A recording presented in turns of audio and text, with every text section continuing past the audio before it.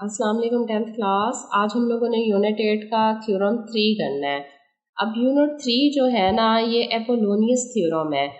तो एपोलोनियस थ्योरम से क्या मुराद है? एपोलोनियस जो है ना, एक ग्रीक जो था, मैथमेटिशियन था, और इसने किसके ऊपर काम किया है? ज्योमेट्री के ऊपर सबसे ज़्यादा काम किया है। लिहाजा इसको क्या कहते हैं? द ग्रेट जियोमेटर के नाम से भी ये मशहूर है, द ग्रेट जियोमेटर के नाम से।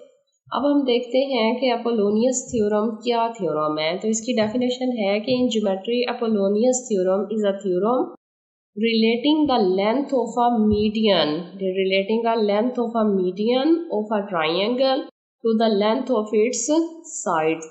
यानी ये क्या है थ्योरम जिसमें एक साइड की मीडियन और बाकी दोनों साइड्स का रिलेशन आपस में दिया गया है। वो कौन सा थ्योरम कहलाएगा? एपोलोनियस थ्योरम कहलाएगा। अब स्टेटमेंट देखते हैं इसमें क्या है। In any triangle, the sum of the squares of any two sides is equal।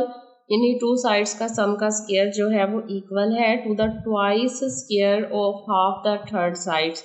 Twice square of the half third sides together, यानी प्लस करेंगे with twice the square on the median, median के square के साथ bisect the third side, जो third side को क्या कर रहा है? बाइसेक्ट कर रहा है। बाकी डिटेल के साथ ये हम लोग स्टेटमेंट गिवन से समझते हैं। गिवन में दिया हुआ है in triangle A B C. देखें, एक ट्राइंगल है ए बी और सी, ये हमारे पास एक ट्राइंगल है। The median A D bisects, इससे जो है ना बी सी को ए डी मीडियन बाइसेक्ट कर रहा है।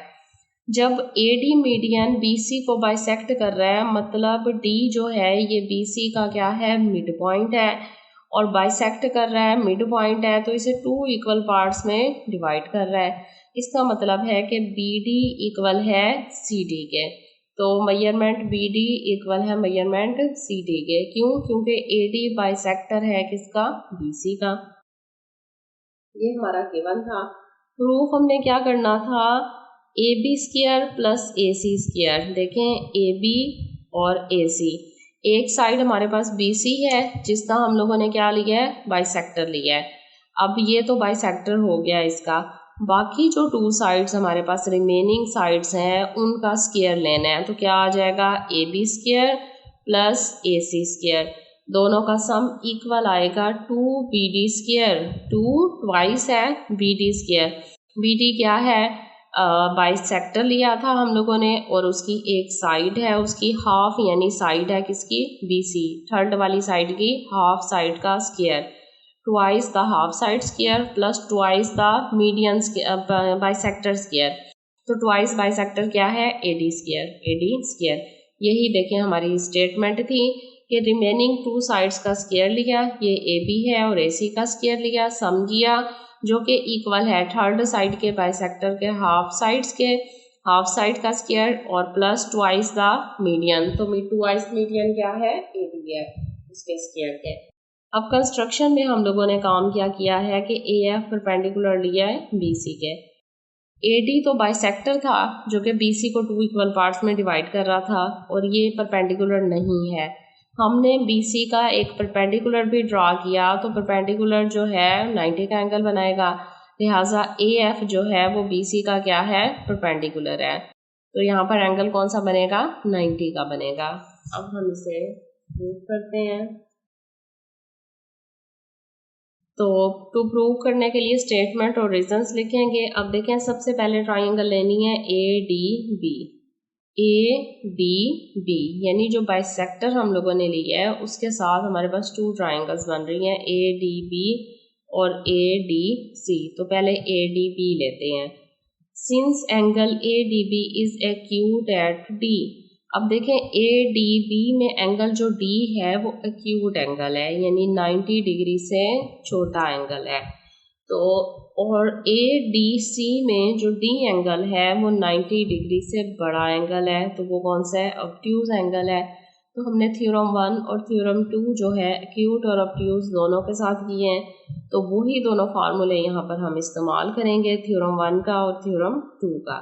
तो सबसे पहले हम लोगों ने कौन सी ली है? एक्यूट ट्राइंगल ली है, तो इसका मतलब है थ्योरम 2 का फार्मूला यूज होगा।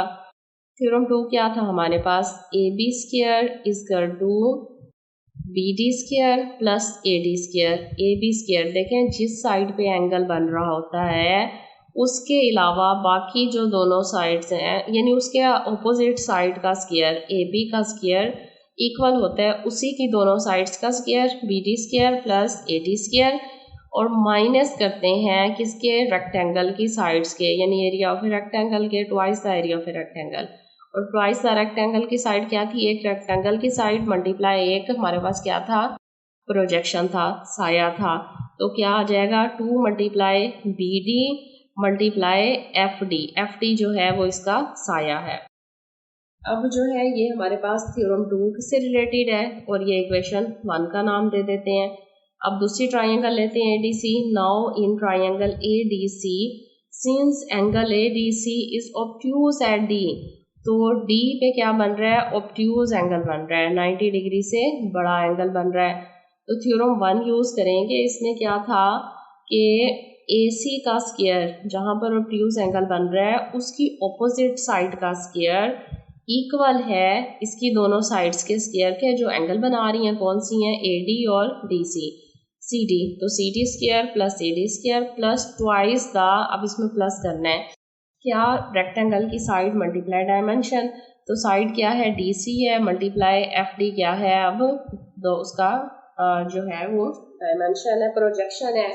प्रोजेक्शन मीन FD प्रोजेक्शन है, दोनों के साथ, इस ट्राइंगल के साथ भी FD प्रोजेक्शन है, इसके साथ भी FD है, साया है उसका। तो ये हमारे पास थ्योरम 2 आ गया। अब देखें ये आ जाएगा CD जो है उसके साथ क्या आ जाएगा, यहाँ पर AC स्क्वायर इक्वल आ जाएगा हमारा BD square plus AD square. तो CD इक्वल है BD के। CD की जगह हम लोगों ने BD क्यों लिखा, क्योंकि सबसे पहले हमने बताया था कि AD जो है वो क्या है, बाइसेक्टर है BC का, मतलब BC को 2 इक्वल पार्ट्स में डिवाइड कर रहा है। तो इसका मतलब है D मिड पॉइंट है, तो BC BD और CD क्या है, दोनों डिस्टेंस इक्वल है, लिहाजा हम CD की जगह BD भी राइट कर सकते हैं। लिहाजा हम लोगों ने CD की जगह BD का स्क्वायर लिख लिया plus AD square plus 2 measurement BD multiply 2 measurement FD के आ गया इक्वेशन 2। अब देखें दोनों इक्वेशंस को ऐड करना है, इक्वेशन 1 और इक्वेशन 2। राइट साइड में ऐड होगी और लेफ्ट में ऐड होगी। पहले हम लेफ्ट साइड देख लेते हैं। लेफ्ट AB का स्क्वायर है AB स्क्वायर प्लस इसकी लेफ्ट साइड क्या थी, AC स्क्वायर, तो दोनों लेफ्ट से ऐड हो गई। देखिए राइट में जब हम ऐड करेंगे तो ये है -2 BD मल्टीप्लाई FD, ये है +2 BD मल्टीप्लाई FD, ये दोनों एक दूसरे के साथ कैंसिल हो जाएंगे। बाकी क्या रहेगा, BD स्क्वायर, तो BD स्क्वायर और BD स्क्वायर 2BD स्क्वायर आ जाएगा plus AD square plus AD square plus 2AD square आ जाएगा। तो यही हमारे पास देखें प्रूव करना था, यही स्टेटमेंट हमने साबित करनी थी। तो ये हमारा थ्योरम जो है वो प्रूव हो गया।